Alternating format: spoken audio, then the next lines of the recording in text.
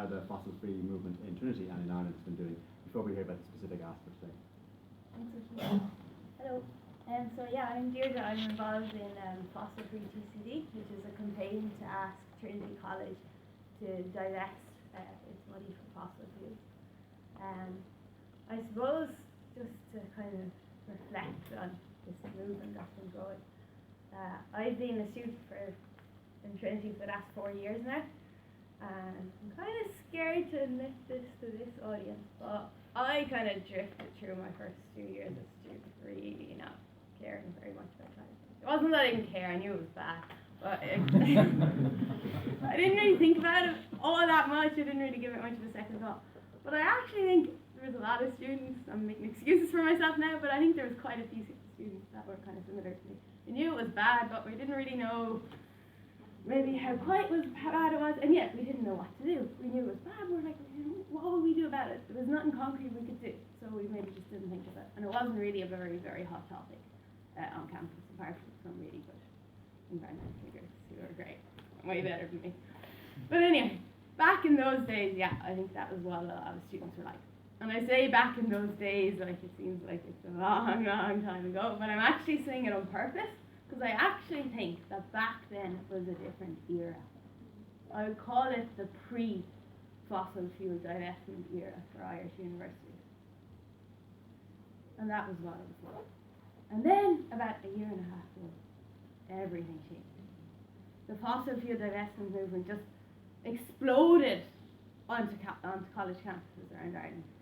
And all of a sudden, students got really concerned about climate change. It went from being kind of on the side topic to like being one of the #1 topics that people were talking about in college.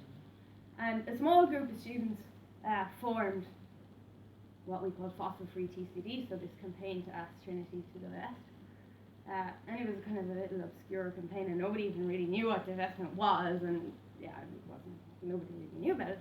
But then, in a few months, it went from being this obscure campaign to being something that, like, you could see it, like you see these badges now, these are the divestment badges, all over campus. Students just flocked to get involved in it with the most amazing, I have never seen this kind of dedication from students before. And it was just amazing.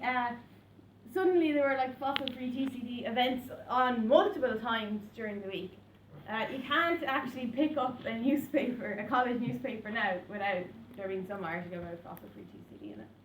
So it's just really, really exciting, and I wonder, like, why has divestment captured student imagination?